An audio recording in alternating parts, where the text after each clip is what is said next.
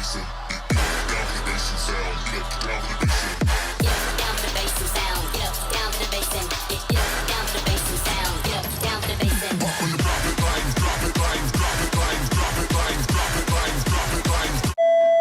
guys, welcome back to my YouTube channel. So today is going to be another makeup tutorial, another makeup transformation. So in today's video, I want to show you guys how I made this chart makeup.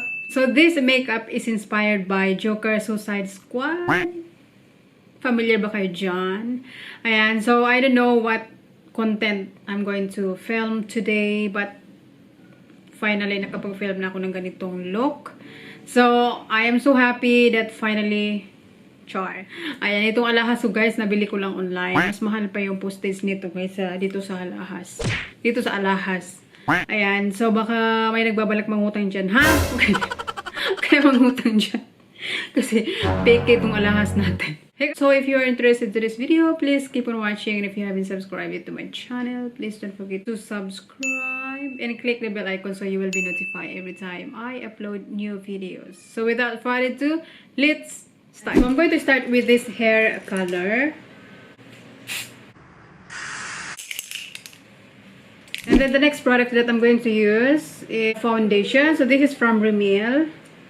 So kailangan natin maputing-maputi ang ating face.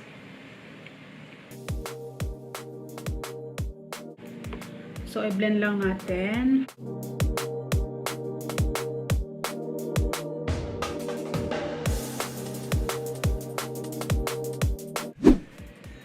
Ayan. So, ang next natin is itong concealer.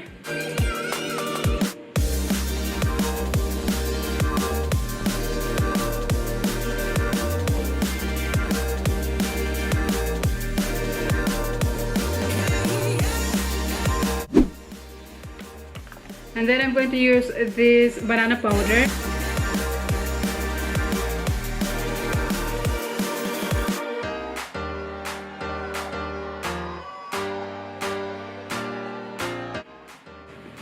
Ayan, so for the eyeshadow, I'm using this Huda Beauty palette.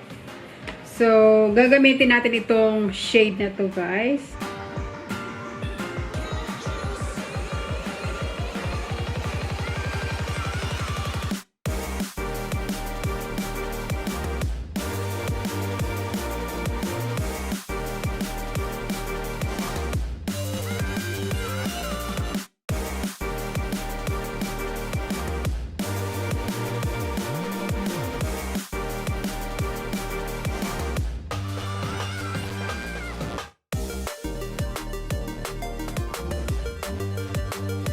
Ayan, so ang next natin na gagamitin is itong eyeshadow palette. So this is from Estee Lauder. So I'm going to take this black shade.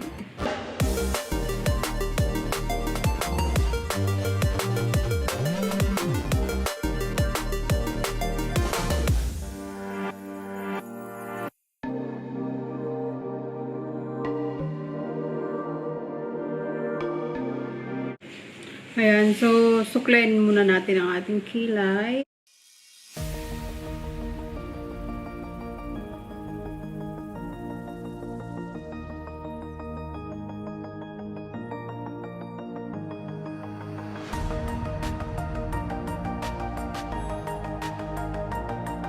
And then next, I'm going to use my false eyelashes.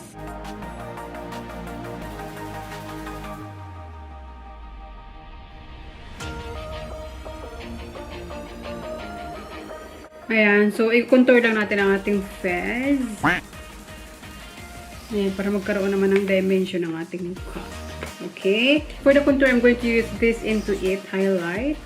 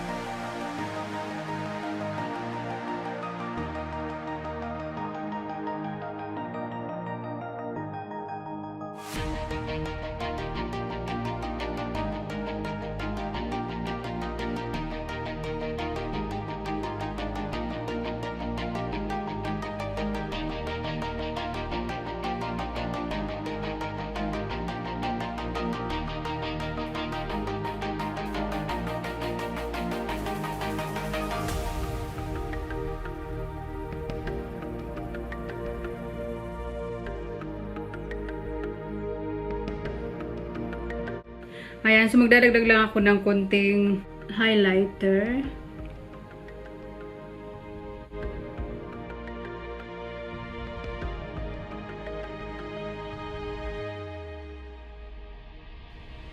Mag-drawing tayo dito ng letter H and letter A.